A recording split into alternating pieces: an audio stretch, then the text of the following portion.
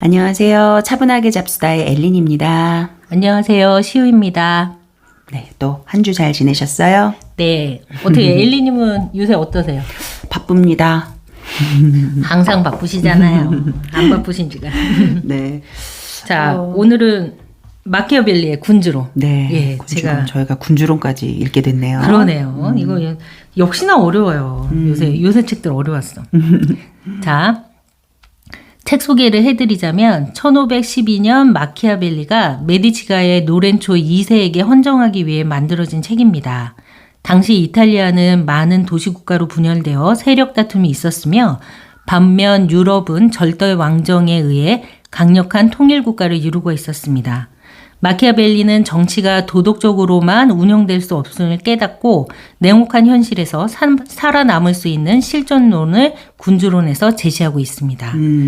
아이고, 어렵네요. 마키아벨리는 1469년 이탈리아의 피렌체 공화국에서 출생했습니다. 외교관, 정치가, 저술가로 활동하였고요.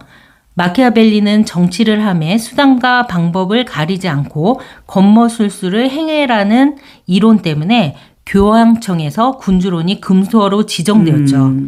현대에서는 그의 작품을 재해석하여 근대 정치학의 시조라고 일컫고 있습니다. 저서로는 노마사 농고, 전술론, 피렌체사, 군주론 등이 있습니다. 네, 마키아벨리의 군주론. 동양의 사상하고는 많이 다르죠. 네, 그렇죠. 어쨌든 거기에는 가장 이상적이라고 생각하는 군주는 의지가 있고 야심, 용기가 있고 또 때로는 불성실, 몰인정하고 잔인해야 된다. 그리고 종교마저도 이용해야 된다고 하고 있기 때문에 좀 많이 다르죠. 동양 철학과도 많이 다르고. 하지만 저는 상당히 긍정하는 부분이 있어서 어떤 되죠. 부분에서 긍정을 하셨어요? 군주라는 거는 이렇게 백성을 이렇게 어울러서 다 몰고 가야 되는 거잖아요. 그러니까 너무 착해서도 안 된다는 거는 맞는 말이죠. 그리고 타협 없이 대쪽 같은 사람이야 나는 이것도 사실은 안 된다는 거죠. 타협을 잘 해야 된다는 거죠. 한마디로 말해서 이렇게 구린대가 없이 청렴을 가지고만 해서는 군주로서의 어떤 일을 할 수는 없다라고 생각을 합니다. 그렇죠. 예전에 보면 사실 모든 책이나 그런 게 이상적인 얘기들을 많이 하고 그걸 또 따라야 된다고 생각했는데 마키아벨리는 이게 500년 전에 500년? 예, 거의 그렇게 쓰여진 책임에도 불구하고 굉장히 솔직하게 쓴 책인 거죠. 썼죠. 예, 실존론인 거죠, 한마디로. 지난주에 이방인의 실존주의 철학을 했는데 참 어려웠었는데. 근데 저는 말씀하셨으니까 그런데 군주론이 실존주의랑 좀 맥락이 맞는 것 같아요. 세상을 어떻게 사는가가 아니라 세상을 어떻게 살아가는가에 대한 초점을 맞춘 책이라고 그러니까 하거든요. 어떻게 살아야 하는가는 이제 당위성, 그 보편적 진리죠. 어떻게 사는가. 그거는 그렇죠. 그거는 진리인 거죠. 이렇게 사는 게 좋아하고 우리가 어떤 상식선에서 이루어졌던 간 아니면 뭐 이상적으로 정해져 있던 간에 그런 거에 맞춰서 사는 거고 그게 아니라 실제로 내가 어떻게 사는가. 이거는 현재인지 현재 지금 삶을 논하는 거니까요. 그렇죠. 예, 그렇게 보면 그 현실이 아무리 부조리 하더라도 한 거 하고 열심히 노력해서 살아야 된다라는 그것과 다 있는 것 같긴 해요. 그래서 군주론이 이방인에서 까미가 말하고자 하는 거랑 좀 다 있는 것 같고 어쨌든 삶의 최전선에서 살아남기 위해서 치열하게 고민하는 군주의 모습을 제시한 게 아닌가 싶더라고요. 어쨌든 권력 획득을 하는 것은 냉철함이다라는 거죠. 그렇죠. 냉철함이다. 그러니까 이거는 선이나 악이냐의 문제가 아닌 거예요. 이 사람 입장에서는. 그거는 나쁘다 좋다가 아니라 그냥 권력 획득이 목표면 냉철해라. 이 선과 악과는 다른 문제다. 지금 뭐 이런 얘기를 하고 싶었던 거겠죠. 네. 그래서 저는 제가 인상적이었던 부분이 여기에요. 사실 인간이란 자기에게 해를 끼치리라 생각했던 자로부터 오히려 은혜를 입게 되면 보통 때 은혜를 받은 것보다 몇 배나 더 고마움을 느끼게 되는 법이다. 여기서 일반적으로 우리가 생각해도 츤데레 이런 얘기가 있잖아요. 네, 맞아요. 못되게 굴던 사람이 한 번 잘해주면 제가? 이렇게 되는 거고 또 이제 결혼한 입장에서는 며느리가 맨날 못하다가 한 번 되게 잘하면서 용돈도 듬뿍 드리고 맞아요. 이러면 시어머니가 늘 잘해주던 첫째 며느리보다 네. 맞아요. 가끔 일 도와주는 둘째 며느리를 칭찬할 수 있는 경우가 있단 말이에요. 그래요. 제가 조금 그런 경우였어요. 제가 둘째 며느리거든요. 네. 그래서 그런 게 있었어요. 그래서 이거 그 얘기인가? 이러면서 아니 우리 오빠도 예전에 네. 그 얘기 했는데 군대에서도 매번 잘해주는 그 어떤 선임보다 매번 못해주다가 나갈 때 딱 잘해주고 나간 선임이 더 기억에 남는다는 거예요. 근데 간혹 또 매번 굉장히 착하다가 나갈 즈음에 굉장히 못되게 굴고 나가는 또 선임이 있다는 거예요. 그럼 두 사람 중에서는 전자, 나갈 때 잘해준 사람이 훨씬 기억에 남는 거죠. 이것도 사람 관계를 좀 잘 헤쳐나갈 수 있는 전술이라면 전술이 아닐까 그러네요. 싶네요. 네. 저는 여기에서 또 이 군주론 보면 사실 인상적인 구절이 좀 많아요. 이게 우리가 정말 실제 살아가면서 실제로 느끼기 때문에 그러니까 뭔가 도덕적으로 살아라, 덕을 베풀어라 하는 건 약간은 멀게 느껴지잖아요. 살면서. 근데 어쨌든 이거 읽으면서 약간 자기계발서를 읽는 느낌이 맞아요. 들었죠. 현대 네. 자기계발서라고. 저 자기계발서 예. 굉장히 좋아하는데. 네, 그렇다고 하더라고요. 네. 인상적인 문구가 할 수 있다면 착해져라. 하지만 필요할 때는 주저없이 사악해져라. 군주에게 가장 필요한 것은 나라를 지키고 번영시키는 것이다. 이것을 본다면 마키아벨리가 무조건 악을 행해라라고 얘기한 사람은 아닌 거예요. 그래, 뭐 나라가 평온하고 네가 평온하게 보일 수 있고 착하게 그 치세를 할 수 있으면 그렇게 해. 하지만 필요할 땐 주저없이 사악해져야 된다는 거야. 되게 합리주의적이죠. 네. 현대 시대에 상당히 맞는 내용이기도 맞아요. 해요. 그러니까 처세술이죠. 예. 일종의. 처세술이. 그렇죠. 예. 저도 읽으면서 여기는 정말 명언들이 많다. 맞아요. 명언들이 많아요. 네. 그렇죠. 그래서 각종 영화에서도 정말 많이 대사로 이용이 된대요. 네. 그리고 그 당시에 금서로 했지만 뒤에서 몰래 많이 읽었다고 하더라고요. 이게 그럴 수 있을 거예요. 노렌초 2세한테 이렇게 받쳐진 그렇죠. 로렌초 책이긴 메디치한테. 바친 책이긴 하지만 노렌초 자체는 별로 안 읽었대요. 딸이 읽었대요. 근데 이 딸이 누구냐면 프랑스에 시집을 가서 왕비가 된 까트리느 로렌초인데 이 사람이 아들 셋이 왕이 됐대네요. 프랑스의 왕. 그래서 섭정 기간이 오래 있었대요. 이 군주론을 많이 참조했다고 하더라고요. 그렇군요. 그리고 이 부분도 군주는 민중이 군주의 필요성을 느끼는 평화시의 태도만을 보고 평가해서는 안 된다. 그렇잖아요. 그렇죠. 평화시에 그러니까 이거는 친구도 마찬가지예요. 내가 네. 평소에 그냥 잘 살고 있을 때는 다 친구죠. 네. 근데 평화시에는 누구나 다 충실하고 헌신적이다. 죽음이 저 멀리 있을 때는 모두가 군주를 위해서 목숨이라도 바칠 것처럼 말한다. 그러나 막상 역경에 처해서 군주가 그런 민중이 정말로 필요할 때는 도저히 헌신적인 민중을 찾아볼 수가 없다. 이게 정말 진실이죠. 그러니까 인간의 심리에 대해서 네. 굉장히 통찰력이 대단한 거죠. 그렇죠.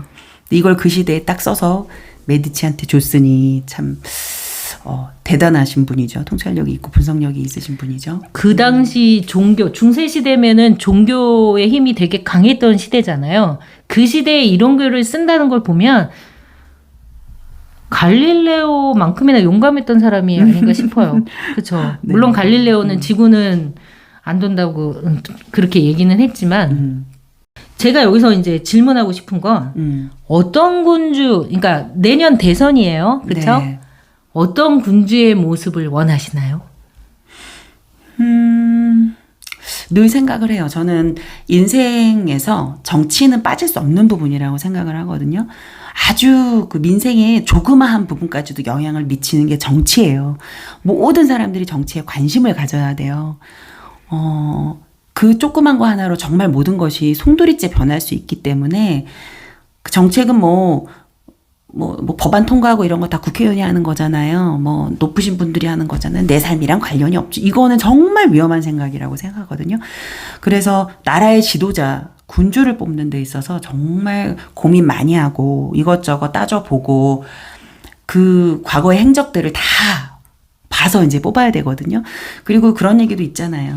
그 최악은 안 되니까 차악을 뽑는 것이 사실은 정치인을 선출하는 것이다라고 얘기를 하는데 저는 그냥 사실 이상적으로 군주란 어떤 사람인가라고 생각하면 일단은 국민한테 좀 솔직할 줄 알아야 되는 사람, 잘못하면 잘못했다고 얘기할 수 있는 사람, 그게 되게 기본인 것 같아요. 지금 생각하기엔. 잘못한 게 있으면 너무 죄송해요. 제가 이 죄를 지었네요. 근데 그거를 음흉하게 속이는 그런 거는 안 하는 사람이었으면 좋겠고, 전제로서는 생각하는 게. 그리고 정치가 사실 구석구석 다 따져줄 수는 없겠지만 그래도 기본적으로 큰 틀에 어떤 이게 진짜 문제라고 국민들이 생각하는 여론을 보면 이제 알잖아요. 그런 부분은 가장 우선적으로 해결해 줄 수 있는 정책이나 분석력이나 그러한 어떤 기민함을 가지고 있는 사람. 결국은 능력이 좀 있는 사람이 필요한데 그리고 그 마키아벨리가 썼던 시대상과 지금은 다르기 때문에 군주의 모습도 다를 수 있을 것 같아요. 그쵸. 그때는 사느냐 죽느냐 먹히냐 먹히느냐 막 그런 싸움의 시대였잖아요.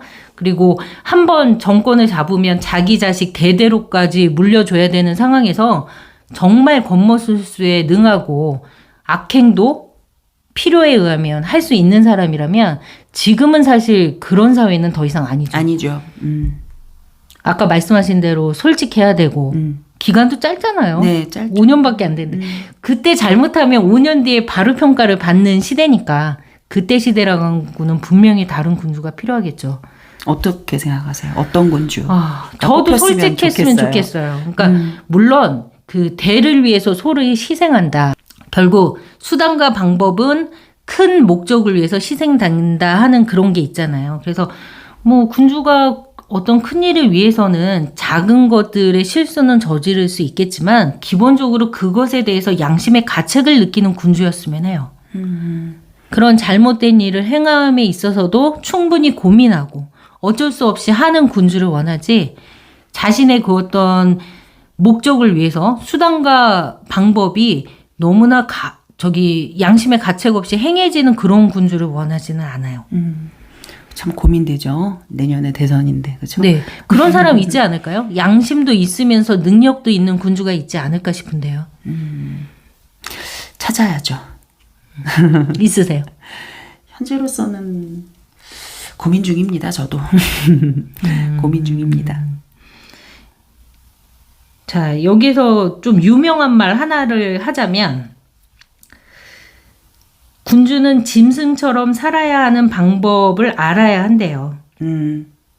왜냐하면 군주는 동물로서 그리고 인간으로서 싸워야 한다. 그래서 고대의 많은 고대의 인물 아킬레스를 비롯한 많은 군주들이 반인 반수인 카이론에게 교육받고 양육됐대네요. 왜냐하면 군주가 상대해야 하는 거는 인간일 수도 있고 짐승일 수도 있기 때문에 두 가지를 동시에 상대할 수 있는 능력이 군주에게는 필요하다고 하더라고요. 이 말이 인상적이었어요. 그리고 여기 인간은 부모를 죽인 원수는 잊을 수 있어도 재산을 훔친 원수는 잊지 못한다. 이거는 그 당시에는 정말 이랬나 봐요. 그랬을까? 그래서 이렇게 쓴 걸까? 저는 그렇진 않거든요. 이렇게 그렇잖아요. 안 당해봐서 모르겠지만 이렇게 얘기하잖아요. 뭐 나에 대해서 막 욕을 해도 막 부모에 대해서 한마디만 욕해도 그 꼬맹이들도 막 그 가방 집어던지고 너 이리 와 나와 이렇게 하잖아요. 자기나 가족이나 자기 부모에 대해서 이제 욕을 할 경우에 이게 정말 분노의 의지가 엄청 이렇게 상승하잖아요. 재산을 뺏었을 때도 상승한다는 얘기 아니에요? 요즘에는 사실 재산을 뺏었다는 게 어떤 의미인지 모르겠지만 사실 주식으로 날린다던가 코인으로 날린다던가 그건 자기가 잃은 거지. 네, 아니면 집값이 어떤 정책에 의해서 갑자기 막 확 차이가 난다거나 이게 재산이 몰수가 되는 상황인 거죠. 그러면 그런 정책을 편 사람이 나의 원수가 되는 걸까요? 그거는 사실 이제 모든 원수라는 건 모든 거는 좀 포커스가 필요하잖아요. 그렇게 거대한 정책과 일개 개인이 원수가 되진 않겠죠. 그러면 여기서 말하는 재산을 몰수한다, 재산을 잃어버렸다는 의미는 사기를 당해서 재산을 다 잃어버린 그런 경우일까? 거 같지는 않아요. 그러면. 군주가 그 당시에는 군주가 귀족이나 자기가 마음에 안 드는 사람을 이렇게 완전히 죽이거나 재산을 몰수할 수 있었잖아요. 그렇죠. 그러니까 그런 식의 원한을 만들지 말라는 얘기 아니었을까요? 그러니까 일반 대중의 전체적인 정책보다는 물론 정책일 수도 있고요. 왜냐면 일반 대중은 또 굶주리다 보면 폭동이 되잖아요. 프랑스 혁명처럼 그럴 수도 있고 아니면 귀족들한테 사사로운 원한을 만들지 말라. 군주가 그렇게 그래서 제가 처음에 그 얘기를 한 거예요. 그 정책에 의해서 그러면은 그 정권이잖아요. 네. 그 정권에 의해서 뭔가를 잃은 거죠. 사람. 네. 그러면은 그 정말 주적이 될 수 있는 거예요. 그 그렇겠죠. 그래서 정말 현대의 군주는 이 부동산 정책을 정말 잘해야 됩니다. 전 거기에 포커스를 지금 두고 있어요. 맞아요. 현대에는 또 현대에 맞게 그래서 그런 거예요. 마키아벨리가 다시 나타난다면 부동산은 진짜 잘 신경 써라 그렇죠. 이렇게 얘기를 그러지 하겠네요. 않을까요? 그래. 네. 아까도 말씀했듯이 그 비트코인이나 주식은 내가 잘못해서 그런 거잖아요. 그렇죠. 내 의지로. 네. 근데 부동산은 그게 아니란 말이죠. 토지나 이런 쪽은. 그러니까 아마 마키아벨리가 현재에 돌아온다면 아마 이거를 분명히 언급했을 거예요. 그렇죠. 굉장히 예민한 부분이다. 네. 절대로 놓쳐서는 안 그렇죠. 된다. 마키아벨리는 굉장히 현실적인 사람이고, 예, 용감한 사람이고, 또 진실을 얘기하는데 주저함이 없던 사람이죠. 그렇죠. 물론 메디치에게 잘 보이고 싶었지만, 그래서 뭐 잘 유용하게 사용이 됐죠. 그래도 그렇죠. 네. 다음 책은 어떤 책으로 할까요? 저는 좁은 문. 좁은 문. 네. 누구의 작품이에요? 앙드레지드. 앙드레지드의 좁은 문. 네. 아, 이번에 읽어봐야겠네요. 네. 요새 이렇게 고전을 새롭게 읽고 좀 바쁜 와중에서도 이렇게 좀 어쨌든 되게 급하게 읽을 때도 있는데 그래서 이거 좀 더 좀 자세히 좀 읽어야 되는데 덜 바쁠 때 읽어야지 하고 이렇게 밀어놓은 적이 있었는데 그냥 바쁠 때도 짬짬이 이렇게 읽으니까 되게 좋은 것 같아요. 네, 저도 당분간은 저희 이 유튜브에서 계속 고전으로 가는 것도 되게 의미 있는 그렇죠. 일이 아닐까 싶어요. 네, 맞습니다. 오늘은 이 정도로 정리하고 다음 주에 뵙도록 하겠습니다. 네, 안녕히 계세요.